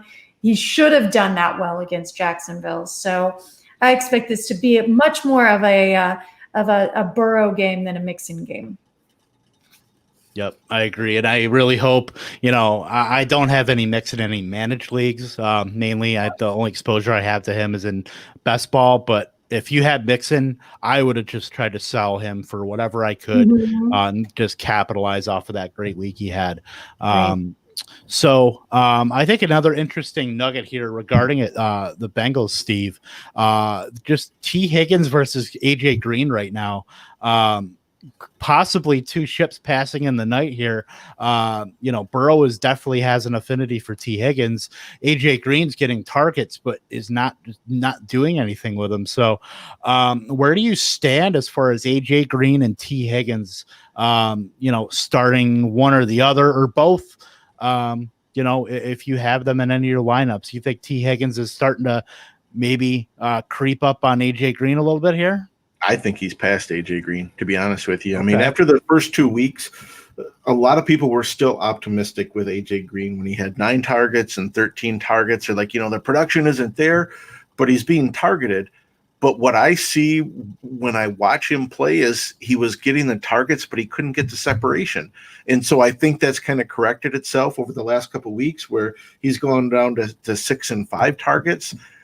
I just don't think he physically is a receiver that he was a few years ago. So, I think T. Higgins has surpassed him. I think the Burrow-Higgins combination is going to be a great one for years to come. And if I had to have one wide receiver for the rest of the season, it's going to be T. Higgins for me over AJ Green. Over Tyler Boyd? Tyler Boyd in PPR, no, he's still the main option. I'm just comparing Higgins versus AJ Green. But no, yeah, I agree with you. Well, I don't know if that's what your opinion was, but Tyler Boyd would still be the one that I prefer. Got it. Yeah, I hear you guys. So Rosalie, as far as the Baltimore run game, now we talked about the Rams, and obviously they're a heavy run team. We're looking at Baltimore, who's pretty much the same, and they've got a bunch of options there. We're looking at Mark Ingram, we're looking at J.K. Dobbins, and now we're looking at Gus Edwards getting in the mix as well.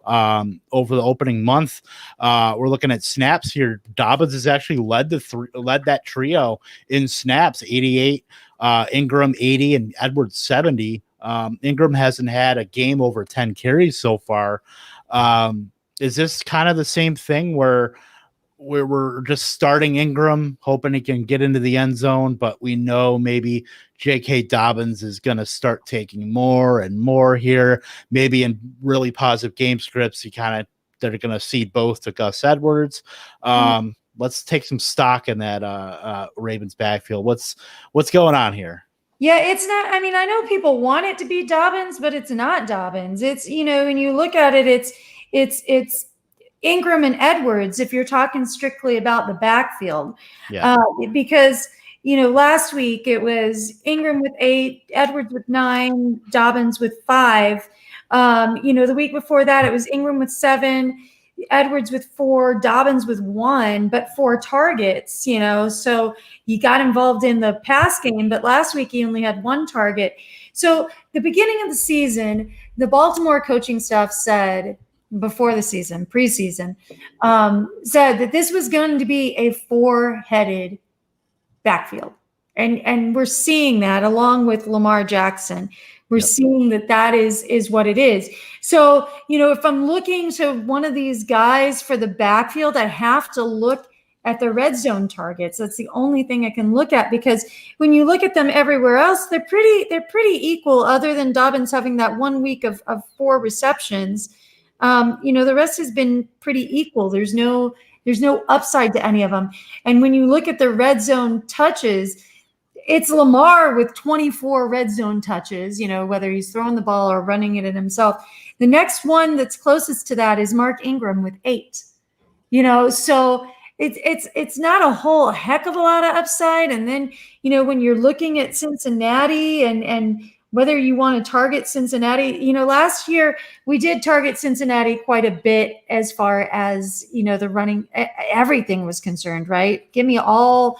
And week 2, they had a lot of trouble with that Cleveland backfield, but, wasn't bad. Miles Sanders with Philly and with Jacksonville, no touchdowns to a running back position, and 95 yards and 75 yards to James Robinson. So not bad, but not great either.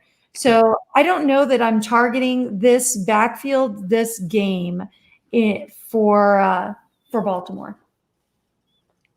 Yep, I hear you. And then another nugget here about the Ravens. Marquise Brown, his time is coming. I mean, we're looking at a guy, he hasn't gotten into the end zone yet. But talking about Marquise Brown, he's run a route on 80% of Lamar Jackson's dropbacks. That was last year. This year, he's running around 87% of the dropbacks. He has 43% of the air yards. We're gonna see those smash weeks from Hollywood Brown. So he's certainly worth your wide receiver 3. There's no doubt here. So I know a lot of people, myself, I'm just being patient. Once you get that blow up week, he's got to get that rapport with Lamar Jackson. It can't all go to Mark Andrews. It can't all go to the running backs here. So let's go over to Carolina at Atlanta. So just as we all thought, Robbie Anderson right now is wide receiver 9 and DJ Moore is wide receiver 31. I mean, we all pretty much predicted that in August, right? I actually did. I've never been a DJ Moore fan. I liked Robbie Anderson in New York. I hate the Jets, not on a personal level. Sorry, Jets fans out there. But, I know that Jets fans hate the Jets right now.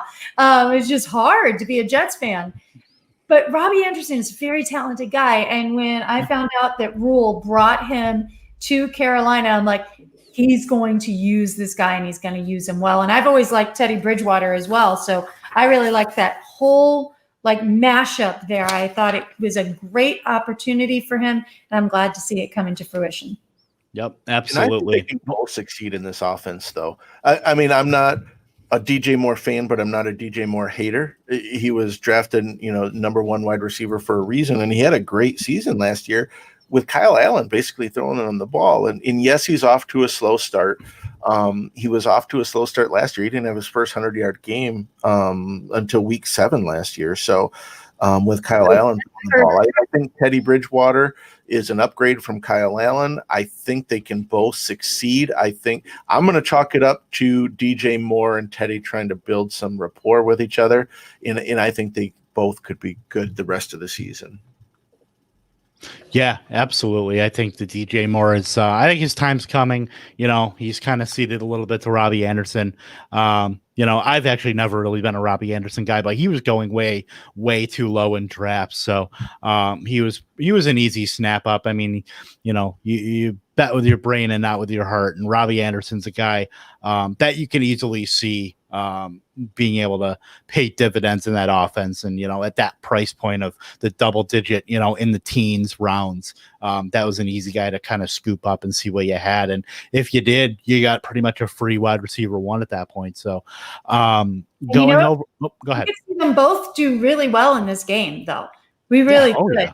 Mm-hmm. Again, it's the Falcons, which and we've seen a number of games where the game week 2, both CeeDee Lamb and Amari Cooper over 100 yards. Week 1, we had DK Metcalf and Tyler Lockett both at really close to 100 yards each. So this is a game where they both could do really well. Mm-hmm. Yeah, for sure. And then we move over to Atlanta. I mean, just what the hell? Oh, I should say what the hell happened because, I mean, as a Packer fan, Jair Alexander happened, at least to Calvin Ridley, shutting him out of the, no catches. I think he had 5 targets, but nothing there. So we know Julio's been in and out of the lineup. Olamide Zaccheaus has been he had a great game. Subbing in for Julio Jones, but other than Ridley, I mean, Julio Jones, are we starting to see maybe that backslide, or is that just all just throwing crap on the wall, Steve? No, he's still around. He's hurt right now, but when he's healthy, look, we know that their defense is bad, and that's going to force them to throw a lot. So far, they're 3rd in pass attempts on the season and 4th in pass yards. I don't see that changing with the defense that they have there. And so I think he's still going to have a good season as soon as he can get healthy. I just hope that they kind of play it slow with him instead of trying to rush it back. I don't want to see that desperate head, the feeling of desperateness coming over them and feeling that they got to force him back too soon because that could hurt him. But no, him and Calvin Ridley, I actually tried my best today. I had a guy, my brother-in-law, actually in my home league, my oldest running league. He lost both Eckler and Nick Chubb last week. Ooh. So I offered him Joe Mixon for Calvin Ridley straight up, and he declined it. And I was really hoping I could steal Calvin Ridley there. I really was, because that's a league I got Miles Sanders as well, and then I got Antonio Gibson and David Johnson as well. So I have the depth at running back, but he wouldn't quite bite. I had to Heath Cummings of CBS. He's in my Raz Bowl division. I had to needle him a little bit because he took the full Falcons stack of Ryan, Ridley, Julio, and Hayden Hurst. Oh my God. Yeah, so he went full on Falcons and kind of had to needle him a little bit after Monday. But I think Atlanta's clearly fine, with the offensive side. I mean, I'm honestly surprised Dan Quinn hasn't been canned yet. He should have been last year, but here we are. So that's perfectly fine, and I'll take that for fantasy. I think it's just a really bad game for Matt Ryan, which you don't usually see. From him. He's usually pretty steady. Maybe he throws a couple interceptions, but he just looked, just absolutely off. And, those guys like Julio Jones didn't exactly help him being out. But I think Atlanta's fine in the long run here as far as fantasy options go. Let's talk a little bit about Gurley. Because Gurley has been, people were really off of Gurley. He's been involved in this offense, especially in the red zone. He's got 4 rushing touchdowns, 4 touchdowns on the season already. And this Carolina Panthers, we know that the Carolina Panthers are terrible against the running back. They've given up 3, 6, 7 rushing touchdowns already on the year and 1 passing touchdown. And a 103-yard game to Leonard Fournette in week 2. So this could be another, other than week 2, Gurley has scored in every game.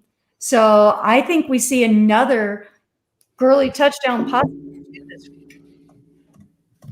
Yeah, that's certainly possible. I will say, just based on watching him, he's really taking, what he's been blocked in front of him. He hasn't shown to be that explosive.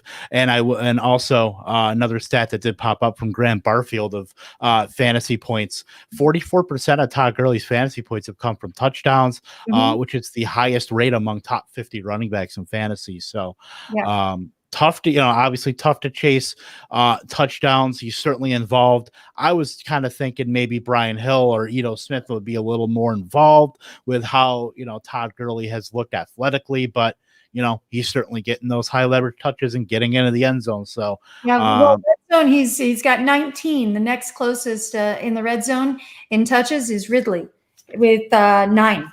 So it's Todd Gurley in the red zone. Yep, absolutely. So, he's certainly a safe, yet unspectacular running back too, at least at this point. Not a sexy pick at all, but it could be a good one. Yeah, absolutely.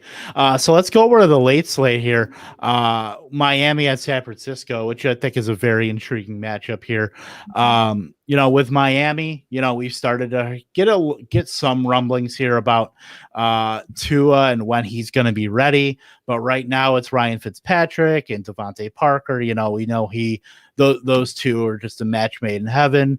We saw Mike Gesicki, our good friend Brian Drake put out a tweet about Mike Gesicki being droppable, which was not met with a lot of enthusiasm across the internet. So what do we do with Mike Gesicki here? Are we just are we still throwing him in lineups? Or, I know the tight end position is weak, Rosalie, but at some point he's got to start paying some dividends, right? Well, he did in week 2, right? Yeah. Week 2, he paid dividends, but in week 3 and 4, he had 1 catch each. The week 3, he got saved a little bit by the touchdown, but 1 catch is not what you want out of your guy that is, the de facto slot receiver. But what we have is is Preston Williams is back, so you don't need him in the slot as much. The reason why people are having a hard time with Gesicki in this role is because everybody was high on him coming into the season. Everybody was all about Gesicki. And you know what? This week against the 49ers, it's not going to be a good one for him either, because the 49ers have given up 0 touchdowns to the tight end position, and the most yardage they've given up is 35. So it's not going to be another pretty one for him, especially when you have a healthy Devontae Parker there that is doing really, really well. Isaiah Ford has come on a bit, seven receptions in week 2, 4 last week. So, and then Gaskin's been looking pretty decent too. So they're kind of getting some things going that are not tight end related. So I don't see him having a good week again this week. I don't say you drop him, give him some more time, but I wouldn't be starting him. Yeah, I don't think you can drop him. I think he's definitely a hold. You can't let somebody like that hit the wire. On the other side, Steve, we saw the return of Deebo Samuel here back into the lineup. The Niners really needed somebody to take a little bit of pressure off of, whoever is going to be at quarterback for the Niners, whether it's CJ Beathard or returning Garoppolo. So Deebo Samuel, are we trusting him in lineups after seeing him? He did run 17 routes. That's 5th among pass catchers in that offense. Ayuk ran 50, Kittle ran 47, Bourne 38. We saw Trent Taylor almost double his snaps, but I think they're going to be working Deebo Samuel. And do you think he's worth back in your lineup here? Yeah, I actually, of course, you got to be careful because he did only play on 25 snaps on about a third of their routes last week. So you do have to worry about that. But in the same token, he's got, according to Pro Football Focus, the second best matchup, wide receiver cornerback matchup of the week. And so you got to figure that they're going to increase his workload this week. They eased him in last week. I don't know if he'll still be at a full load this week, but I would expect a significant increase in bumps this week. And I don't think it matters whether it's Beathard or Garoppolo. That's the quarterback. I think he should still have a decent enough look to definitely be in flex consideration this week. I don't know if he still is limited a little bit, if I trust him enough to do a DFS play this week. I think his upside might be capped a little bit just because if he is limited on snaps a little bit, but I think in season-long leagues, I think he's definitely in flex consideration. Yeah, I certainly agree. I'm behind the 8 ball here on my Scott Fishbowl team, so I've been waiting to start him. This is last week where I had to start Braxton Berrios, and it didn't work out too great. So I've been I have AJ Brown and Deshaun Jackson, Alan Lazard, all those guys. My wide receivers just absolutely racked. So I've got to start Deebo here. We'll see what happens with that, but let's go over to what should be a very high scoring game, the New York Giants at Dallas. So Rosalie, let's dig in a little bit to this Giants offense here. Evan Ingram, Darius Slayton, are those the only pieces that we can trust here? We haven't seen Daniel Jones do much, at least in the outset, but he has had a bit of a murderer's row as far as the schedule goes. Maybe it softens up and, maybe this is the week where he starts, building a little bit of momentum. What do you think? Yeah, it's hard. You want to target it because it's going to be a high scoring game, but you don't want to target it because the Giants are the worst offense in the league. If I'm targeting anybody in that, Evan Engram, out of the 39 tight end targets, he's got 30 of them. So that's, and the Cowboys are terrible against the tight end, but they're worse against the wide receiver. So I think I like Slayton a little bit more here. But I still just don't trust that they're going to have enough offense for me to see it. It's Cowboys. Cowboys give up a lot of points. Cowboys are going to get ahead on the on the Giants as well. So there's that aspect for them. But I guess if you're desperate, fine. I don't know if I'm that desperate. The Giants do. I mean, they run the fourth fewest plays per game. Cowboys run the most plays per game. So I'm erring on the side of Dallas here. And if I'm taking people, I'm taking them on the Dallas side. But that being said, Slayton's probably going to be pretty cheap in DFS. Yeah, for sure. I haven't taken a look at the salaries yet this week, so yeah, that might be somebody at least I'm going to target. Maybe as a flex if I'm kind of strapped for cash and playing a stack, but maybe as a cheap bring back. We'll see. But as far as the Cowboys go, Steve, everybody's eating. But Michael Gallup is stuck at the kids' table except for that 1 week. So I mean, we can't trade Michael Gallup right now. You're getting pennies on the dollar. You just got to really hold him and hope we can recoup a little bit of value, right? I mean, what is going on with Cooper, Lamb, Dalton Schultz is certainly a viable option, but Michael Gallup just can't get out of his own way. They just have too many mouths to feed there. That's the problem. They got Amari Cooper and CD Lamb and Michael Gallup and Dalton Schultz, and they still are, a team that has Ezekiel Elliott. They want to try to run the ball. And so I think it's just going to lead to inconsistency on a week-to-week basis. And, this week, though, Amari Cooper, Dallas is projected for 32 points, which is on the higher end this week. It's one of the top teams as far as points goes. And the Giants are actually 10th versus the run. So with Amari Cooper facing James Bradbury, who's played very well this week, I think this could be a week that we could see, a good week from Gallup and CeeDee Lamb. I think both of them are honestly, you're not going to sit Amari Cooper either, but I have to look at my lineup. But I think Michael Gallup is one of them that I put in my Millie Maker as well. Yep, I did. I am Michael Gallup along with Eric Ebron in my Millie Maker, because I think this week is going to be one of those weeks with Amari Cooper, seeing a lot of Bradbury. I think they're going to try to, and they want to see him succeed as well. And so they know he's had some down weeks. So let's get him back on track this week and help me win $1 million. Let's do it. Why the hell not? Exactly. I mean, Dallas has been pretty much, I would say, almost every week I've played DFS.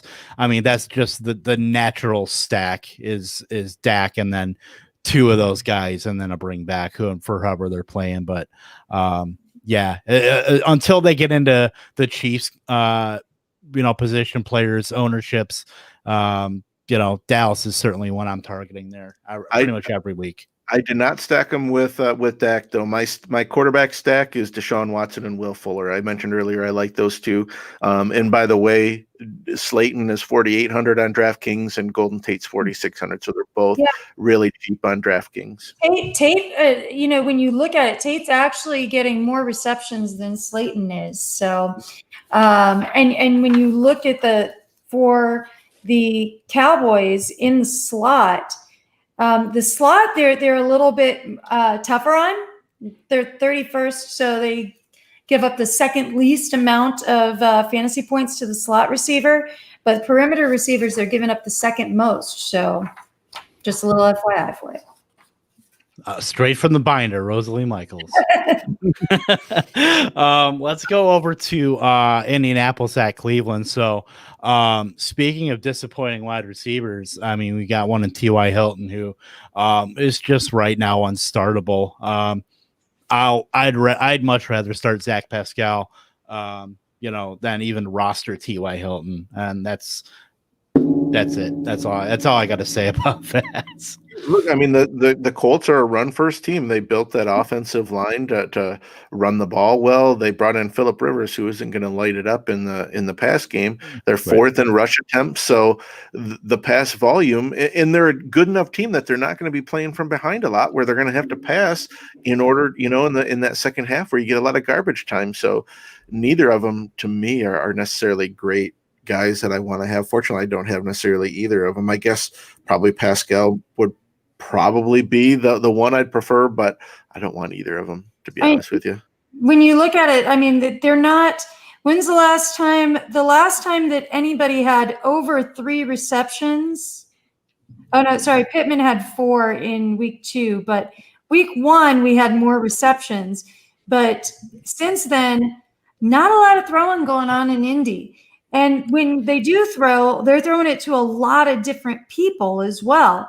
You know, they're throwing it to Taylor. They're throwing it to Hines. They're throwing it to Wilkins. They're throwing it to Hilton. They're throwing it to Pascal. They're throwing it to Johnson. They're throwing it to Allie Cox. They're throwing it to Dovey. They're throwing it to Burton. You know, so all those guys caught passes last week. When you have that many people catching passes, we're talking about mouths to feed in Dallas. At least with Dallas, you've got it kind of narrowed down and you're getting a lot of passes to those guys. This is 3 is the most. That's just not something that fantasy dreams are made of. And you're right. You know, Frank Reich he likes being a running team. He wants to continue being a top 5 running team. So if anybody that I'm targeting, it's only Jonathan Taylor. That's it. Last 3 week completions for Phillip Rivers: 19 completions, 17 completions, and 16 completions. Yeah. So, you know, that's a good game for Julio Jones right there. And you got to spread all those around. Yeah, you're not kidding. Absolutely. Speaking of teams that want to run the ball, I mean, this is the MO for the Cleveland Browns right now. You know, tough losing Chubb for, you know, a few weeks here. We'll see what happens with that. But right now, Kareem Hunt, if you drafted him in the 6th round, you're loving life right now as a guy that can propel you into the playoffs. Mm-hmm. You know, does this with Hunt being there and being a receiving option too, and now we've got OBJ and Landry starting to wake up a little bit. Does this give you any second thoughts, Rosalie, on Baker Mayfield?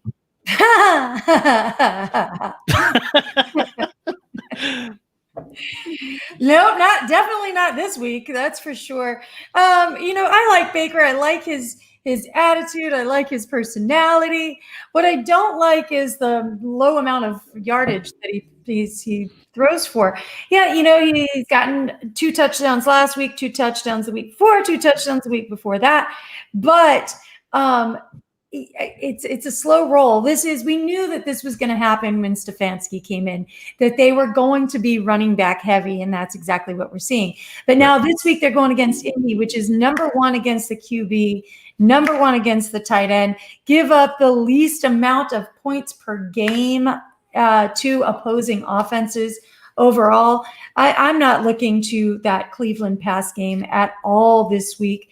They're even tough against the running back. The Indy defense is 3rd against the running back, but volume alone. I was surprised to see though that none of the running backs got any receptions last week. I don't have the target numbers in front of me, but none of the running backs got receptions last week, including Kareem Hunt.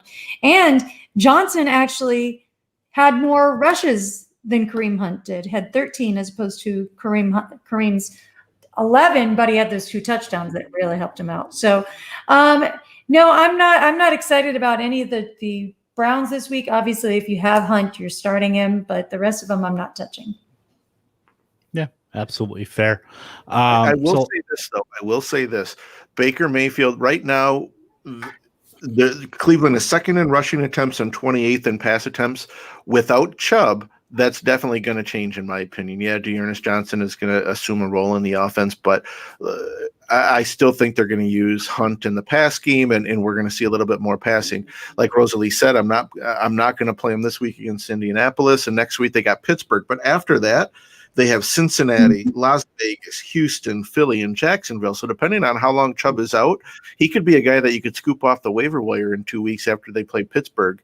Won't have to compete with anyone, and he could have some good weeks after that, as I could see his volume take a big jump up. Who's dropping Chubb? What's that? Right? Who's dropping Chubb? No, did I say dropping Chubb? You said you could pick him up off the waiver? Oh, you can pick Baker Mayfield off the waiver wire. Got it. I can't put him in your lab. No, not Chubb. No. I got confused. I was like, which league is that? Because I'm dropping in. Right, exactly. I mean, get me a buy into that league. Good Lord. So let's pivot over to Broncos at New England, which we'll see what happens if they even play that game, but that's likely to be played. And speaking of likely to play, Philip Lindsay could find himself back in uniform with Melvin Gordon, so we'll see how that goes. But Drew Lock came back to practice this week, and he's got an outside shot of returning at New England. So does this give you, Steve, any pause as far as this offensive environment starting to get healthy guys back? We know there's Judy there, and Tim Patrick looked really good. Granted it's New England, but they're going to be without Stephon Gilmore. So that could be something where maybe that defense, can be a little bit susceptible. What do you think?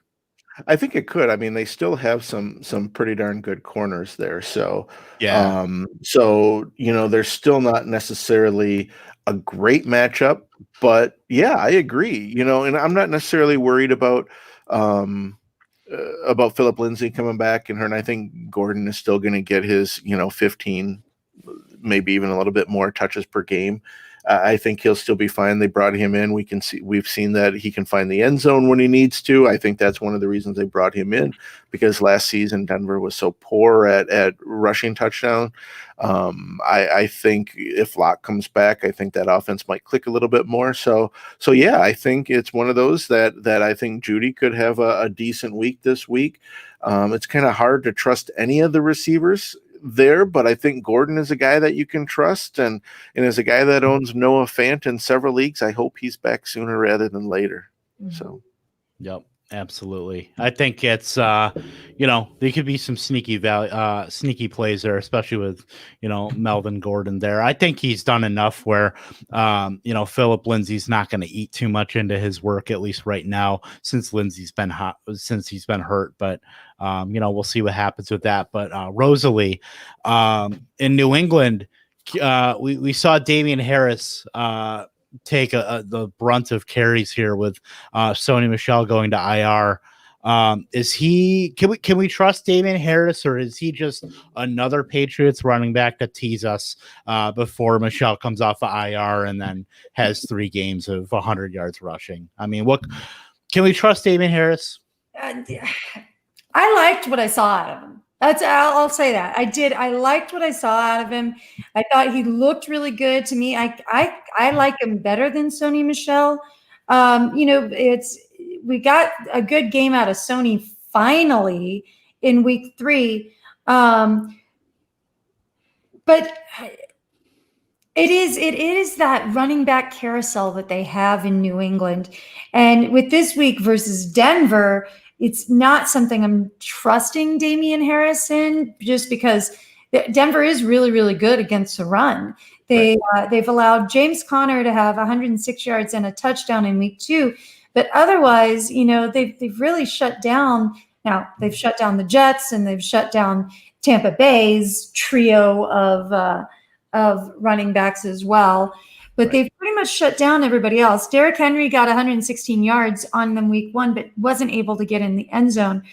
And we still have Burkhead that will come in and vulture the red zone targets, touches. And then we have James White that will take the passing downs. So I'm trusting him against teams that are really, really bad on the ground defensively. But otherwise, I'm not touching them. Yeah, I hear you. We saw James White lead the backfield in snaps in week 4. Rex Burkhead was next. So, Damian Harris got 23 snaps, but got those 17 carries off of those. So, maybe we see that workload kind of ramp up a little bit for Harris. But yeah, he was definitely, one of the guys that, being a guy who drafted a lot of zero RB, Damian Harris was a big target of mine later on, and I have him on a lot of leagues now. So I mean, that's a guy I'm trying to at least get in lineups here, where I'm trying to get some points out of the position here, and happy to get him back. Understandable. Yep, for sure. So Steve, I want to ask you this about Sunday Night Football, Vikings at Seahawks. Is Justin Jefferson here in 2020 last year's AJ Brown? I think he's got every opportunity to be, and I am a big fan. I mean, look, they don't really have anyone else in that offense. Thielen's got 31 targets on the season. Jefferson's got 20. Delvin Cook, the running back, has 11. No one else has more than double-digit targets on the season. When it comes to snaps, Thielen's on the field for 91+%, Jefferson for over 70. The next is Olabisi Johnson at 38. And really, actually, Chad Beebe is about the only other one at 16%. So this team is showing us that they're likely going to be playing from behind. They've showed us that he's going to be their number 2 option in the receiving game. He's a guy they can move around the field, put him in a position to succeed. He's ran in the slot. He's ran outside. I really actually love Justin Jefferson the rest of the season. The last 2 weeks has been really good, and I think we're going to see a lot more of that going forward. Yeah, for sure. As far as Justin Jefferson, I mean, he's leading the league in yards per route run right now with 3.7. We obviously know the Seahawks are just absolutely giving up yards after yards after yards against the wide receivers. They've given up 336 yards per game to receivers by themselves, just to that position. So when you're looking at two guys, Justin Jefferson and Adam Thielen, I think both guys certainly have the ability to just go off every week. And from what I understand here, I'm trying to find it here. Their matchups, at least going forward here, at Seattle versus Atlanta, and then their bye week at Green Bay versus Detroit. There's some very friendly matchups to wide receivers. So we could absolutely see Justin Jefferson just start to maybe get into that wide receiver 2 conversation and be a guy that maybe if you drafted him in those same Robbie Anderson rounds into the teens, that could be a league winner for you. He's certainly shown the part, at least from what I've seen. But going over to the other side, Rosalie, let Russ cook. He is the hibachi chef right now. As far as a guy, he's tossing the he's got the little rice thing with the oil, and he's dumping the egg, and he's dumping the shrimp in his hat, and doing everything he can do right now. Got to do the volcano. Exactly. So we're seeing basically Metcalf and Lockett being top 12 options right now. I mean, is this going to continue? I mean, they have to run into some resistance here, right? No, they really don't. I mean, we look at some of their upcoming games. They've got Minnesota here. They're going to be able to score on them. 57.5 is the total, the over under in this game. It's going to be a high scoring game. Then they have San Francisco, a little bit more difficult. Buffalo, who's been giving up a lot of points. Rams, who are a little bit. Arizona, who can give up a lot of points. Philadelphia, who can give up a lot of the points. The Giants, the Jets, Washington, who's been pretty good. But, they're going to keep doing this. Right now, Lockett is 7th overall, and DK is 9th overall in terms of fantasy points per game. This matchup for them is going to be super easy this week, too. Give up the 4th most fantasy points to the wide receiver position, the 1st on the perimeter, and the 2nd in the slot. So, they're going to keep cooking, and there's going to be a lot of fantasy points here. Yep. I just want to say, too, when you say, can it keep going? I mentioned I had Antonio Brown in my notes, and this is where, because, right now they're both wide receiver 1s in fantasy. Last year, both Chris Godwin and Mike Evans finished as wide receiver 1s. I'm going down to wide receiver 12. I did it in half-point PPR leagues. Godwin was number 2. Evans was number 12. And then in 2018, you had 2 sets. You had Adam Thielen and Stephon Diggs that both finished as wide receiver 1s. And Antonio Brown and Juju Smith-Schuster each finished as wide receiver 1s that year. So we have a precedence that the last couple of years there's been 3 different tandems from the same team do it.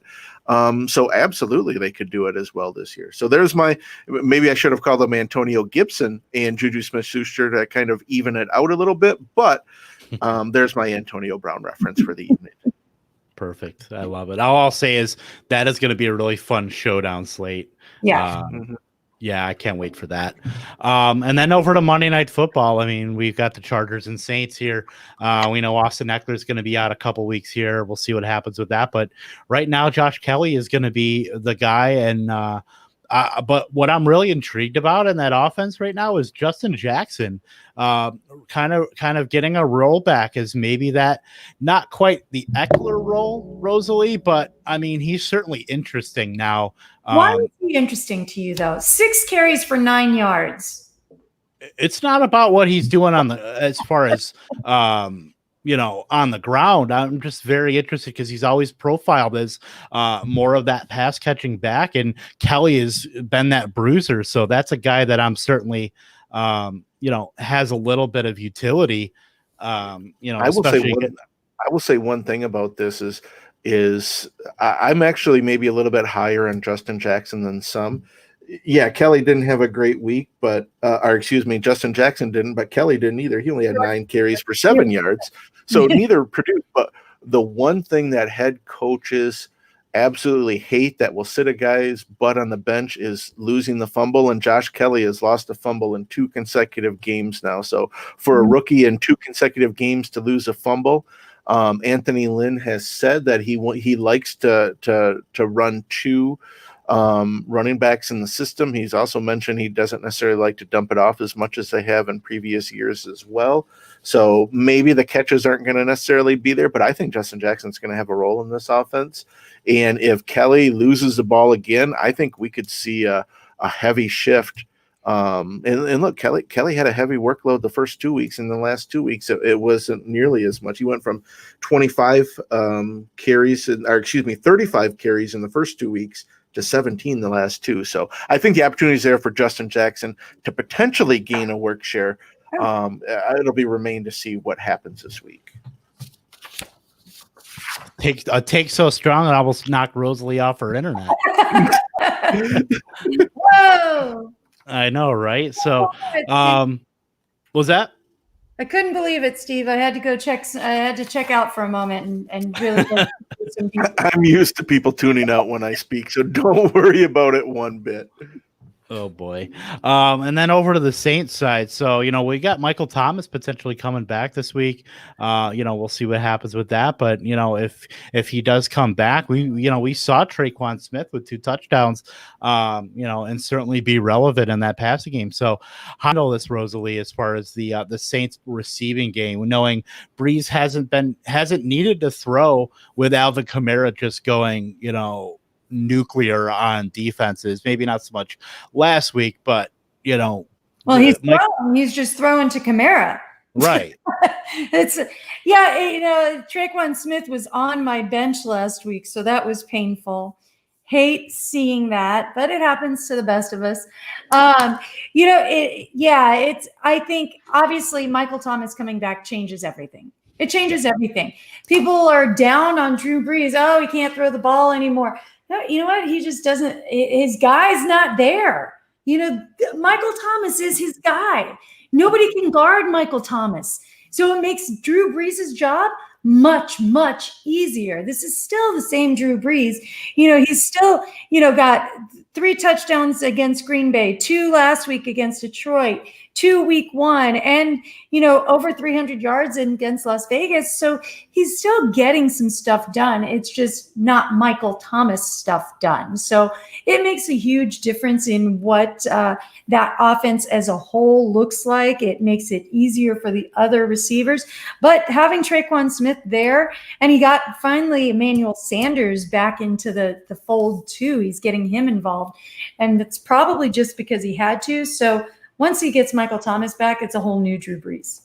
Don't forget Jared Cook too. So yeah, I think Traquan Smith value will fall even further when he comes back. I would just try looking for an update for him, and I couldn't find an update this week as well. So yeah, I've not either. I think what I've heard is that he has not been to practice yet, is what I've heard. Right. And I did say also that on Twitter that Adam Troutman was a fish play, wink, wink. So, we'll see what happens with the tight end game there. But I'm excited to see Michael Thomas. I've got, how many times have I drafted him at 107? had just loaded up on wide receivers, and that's a guy where if I didn't take, it was between him and Adams, and I tried to get a healthy share of both guys. And then the Michael Thomas teams are maybe not looking so hot right now, but hopefully we can get him back. And obviously Michael Thomas being back for the Saints makes them just as if they needed to be any better with Alvin Kamara, then they get the best receiver arguably in the game. So. Yeah. Well, and all the Chargers do is give up passing touchdowns. They don't give up rushing touchdowns, but they do give up passing touchdowns. Yep. So expect 3 touchdowns out of Taysom Hill this week. That's right. Love it. So, there's week 5. So for those of you still listening and watching on stream, we certainly thank you. Rosalie, again, tell us where we can find you, and then we'll wrap up here. Well, you can find me on Twitter at Rosalie Michaels. You see it there on your screen. So be sure to reach out and say hi. I'm very active on Twitter and chat with everybody. If you ask me questions, I'm pretty good at making sure I get them answered for you. And then every Sunday before you tune into those football games, tune into the Sweat on the DraftKings YouTube channel and live on Twitter as well. Awesome. Rosalie, thank you. It's on a channel out there too. What was that? I'm sorry. If you're back east, it's on a channel out there as well. SNY out there. So I miss that. Well, I mean, I miss having being from Syracuse. I had all those channels, so I miss all that. I get nothing of the sort out here in North Dakota, so I got to take what I can get. But Rosalie, thank you so much for joining us this week. Really appreciate having you here, and it's been a pleasure. Guys, let's do it again. We will, absolutely, Steve. We'll just keep you on. Gary, I'm sorry, you've been cut for Steve. No, Steve. I prefer the word upgraded from Gary to Steve, but you can say whatever you like. We'll see what he thinks about that on a Sunday morning for Fighting Chance kickoff. But we'll wrap here. We're almost at 2 hours, so it's probably a good time to say goodnight. So again, Rosalie, thank you so much for coming on with us. Steve, thank you so much for pinch hitting here for Gary. And for those of you listening, again, thank you so much. And until next this coming Sunday for Fighting Chance kickoff, and then next Wednesday for another preview for week 6 of Fighting Chance Live, I'm Kevin Tompkins. Have a great night.